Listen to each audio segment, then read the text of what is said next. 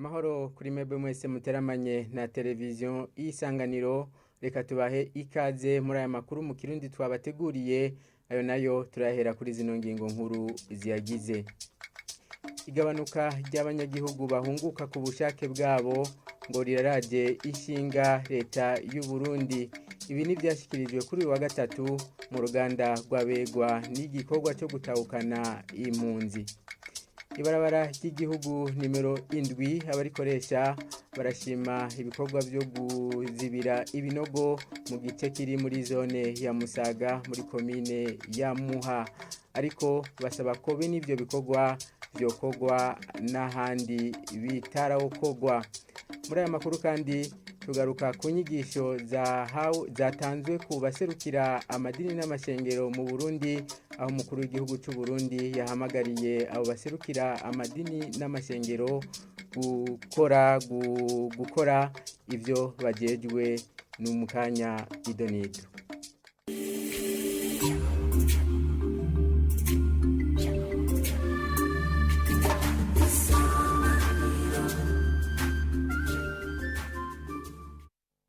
Tuwahikaze midonido jano makuru. Umukuru w'igihugu cy'u Burundi Evariste Ndayishimiye ahamagarira abarongoye amadini n'amashengero kuba indongozi z'ukuri mu bikorwa bajejwe.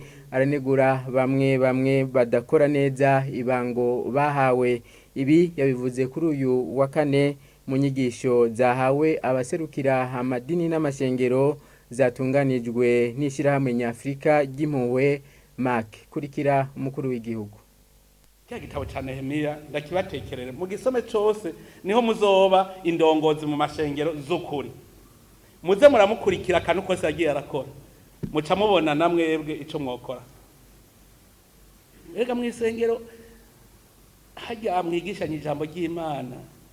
Ega kwa Mungu twese turatuje guhereza. Mugabo za murafata amaseyase yo kwigisha abantu bumve ko bariko barigisha, ariko nasanze hariho abantu basizwe amavuta, mugabo iyo bariko barigisha umenga nta mavuta arimo. Mugabo hageze kwigisha ijambo ry'Imana kabisa ukuva ko atamavuta arimo. Nemwe ntimuravyumva.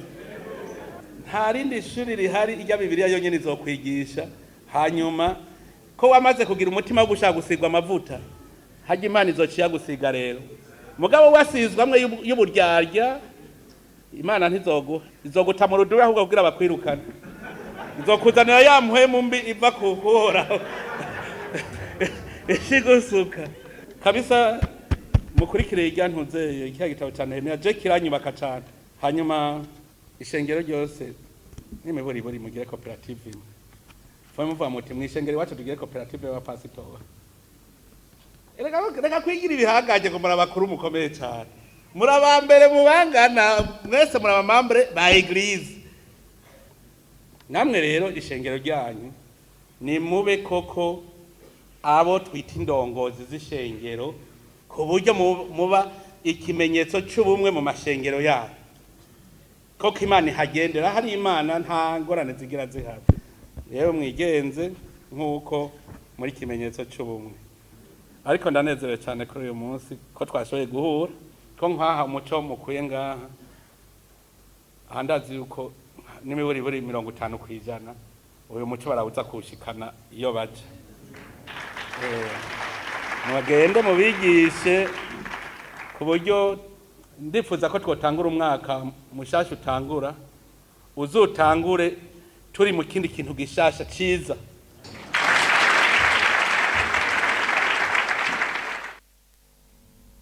Turabandanya nano makuru. Igabanuka ry'abanyagihugu bahunguka ku bushake bwabo buriraje ishinga leta y'u Burundi. Ibi nivyavugiwe mu ruganda kubegwa n'igikorwa cyo gutahukana impunzi go kuri uyu wa gatatu.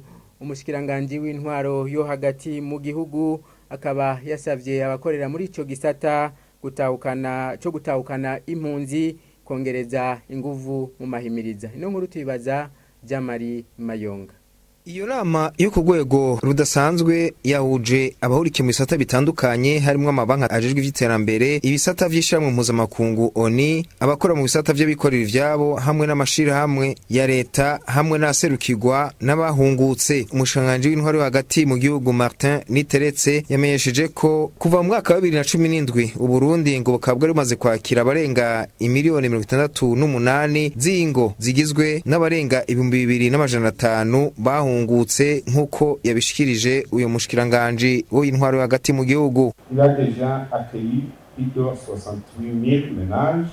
Hamaze kwakirwa ingo z'abarenga ibihumbi 68 bagizwe n'abantu barenga ibihumbi 205. Abo bakaba bahungutse kugera itariki 30 z'ukwicenda muri 2022. Abahungutse barenga ibihumbi 19 nibo baharuwe uyu mwaka. Igabanuka ry'abahunguka ku gushaka kwabo ni kibazo kiraje ishinga leta.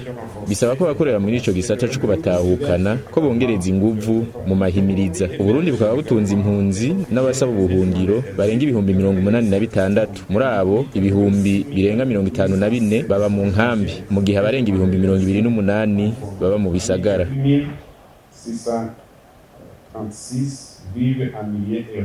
Iyo nama ikaba yari ifise intumbero y'ukurabira hamwe ibijanye n'ingene ico gisata cyo gutahukana impunzi coshigikirwa bidasanzwe no kuraba ibijanye n'abahunguka bataha mu gihugu cabo c'amavukiro. Mu biharuro bitangwa n'ishiramwe risanzwe riraba ivy'impunzi HCR ryerekana ko impunzi zirenga ibihumbi 200 aribo vyagaragaye ko batashe mu mpera z'ukwezi kwa Nyakanga uno mwaka turimwo. Muri bo ahanini benshi bakaba bavuye mu gihugu ca Tanzania, u Rwanda, Republika Iharanira Intwaro Rusange ya Kongo, Kenya hamwe no mu bindi bihugu vyo mu karere. Kugera ku itariki 6 ukwezi kwa Gitugutu no mwaka turimwo abarenga ibihumbi 3 n'impunzi zari zikenewe gufashwa uburyo bw'amafaranga ishiramwe rya ONU yita ivy'impunzi rikoresha ayagera ku bice 33 kwijana. Ico kiguma ari kibazo kugira ngo bashobore gutunganiriza impunzi. Turabandanya nano makuru. Abanyagihugu bakoresha ibarabara ry'igihugu nimero 7 Bujumbura Jenda mu gice kiri muri zone ya Musaga muri komine ya Muha barashima ibikorwa byo kuzibira ibinogo muri iryo barabara. Bamwe mu bayaze n'abagenzi bacu basigura ko vyoroheje uruza n'uruza, basaba ko ivyo byokorwa ahandi bitarakorwa. Ni nkuru tubaza Armere Mutori. Aho ni kwibarabara ry'igihugu nomero 7 Bujumbura Jenda mu gace karyo kari muri zone ya Musaga. Ahahora habangamiwe n'ibinogo, ubu ivyo binogo bikaba vyarazibiwe, ibarabara rikaba rihita neza. Aho mwihuriro ry'ibarabara rikomoka ko rija muri quartier Gasekebuye hahoze ibinogo byinshi, ubu harakozwe neza. Eka no mu bindi bice muri iyo zone harakozwe. Uyu numwe mu bunguruza abantu baciye kuri iryo barabara. Arashima ivyo bikorwa, agasigura ko vyorohereje uruja n'uruza, agasaba ko bene ivyo bikorwa vyobandanywa no kuyanima barabara. Abantu bakoze ico cimviro ni cimviro ciza cyane. Kweri barajye ku Musaga ryari ryabaye nabi cyane, ariko ubu uye ni barabara ryiza cyane, atakinogo na kimwe kirimo. Uturushe ni twinshi cyane.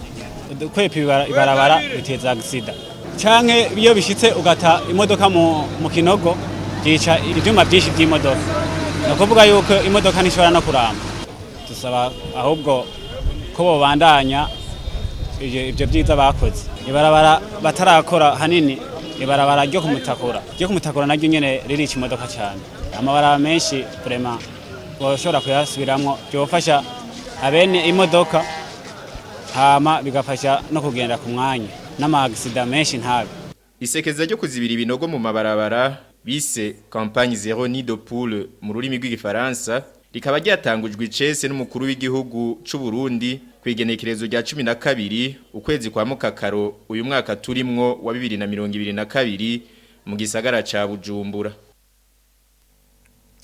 Mukurangiza hano makuru, leta ya Ethiopia n'umugwi uyigwanya mu ntara ya Tigre barumvikanye kuri uyu wa gatatu ku masezerano yo guhagarika intambara inyuma y'imyaka 2 y'ingwano, babifashijemwo n'ubumwe bwa Afrika. Amakuru dukesha France 24 iyo ntambara yatumye abanyetiyopiya bagera ku bihumbi 2 bahunga. Ino nkuru tubaza Oda Ndayishimiye. Le début d'une nouvelle ère pour l'Éthiopie. Ni intango y'igihe gishasha ku gihugu ca Ethiopia. Ni muri ayo majambo ishirahamwe ry'ibihugu vya Afrika ryashikirije umunezero ku masezerano yashitsweko yo guhagarika intambara hagati ya leta ya Ethiopia n'abaroberi bo muri Tigray. Ishirahamwe ry'ibihugu vya Afrika rishikiriza ko abagwana bemeye guhagarika intambara no gusubiza ibigwanisho. Ayo masezerano yemejwe kandi n'abaroberi bo muri Tigray bavuga ko iyo migwi ibiri yagwana yategerejwe kumvikana kugira ngo abanyagihugu baronka gahengwe. Intambara yari yatanguye muri Munyonyi 2020 igihe abatwara umugwi w'abaroberi biyitirira kubohoza abanyagihugu bo muri Tigray bavuga ko leta yikwegera ku butegetsi. Bagiriza kandi leta ya Addis Abeba kuba yarasinye amasezerano y'amahoro n'igihugu kibanyi ca Eritrea yerekeye akarere ivyo bihugu bibiri vyapfa. Kubw'ivyo muri Kigarama 2020 abaroberi bo muri Tigray baratunganije amatora yo mu karere. Ayo leta ya Ethiopia yavuze ko atakurikije amategeko. Inyuma y'amezi 2 umushikiranganje wa mbere Abiy Ahmed yagirije abaroberi gutera amakambi ya gisirikare acategeka ko batuzwa. Muri ntwarante 2022 harahagaritswe intambara vy'agateganyo ariko inyuma y'amezi 5 yaciye isubira. Naho gushika ubu ivyononekariye muri iyo ntambara bitaramenyekana, onushikiriza ko yatumye hafa abagera ku bihumbi 500, abarenga ibihumbi 2 barahunze na y'abantu ibihumbi n'ibihumbi bugarizwa n'inzara. Plus de 2 millions d'Éthiopiens ont été déplacés et des centaines de milliers en proie à la famine. Ino kuri iyo nkuru rero duciye turangiriza ko amakuru twabateguriye. Reka dushimire mwebwe mwese mwafasha kanya ko kuyakurikira. Abandi dushimiye ni bagenzi bacu badufashije kuyatororokanya ikambere no kuyatosora. Ibindi biganiro vya televiziyo Isanganiro birabandanya.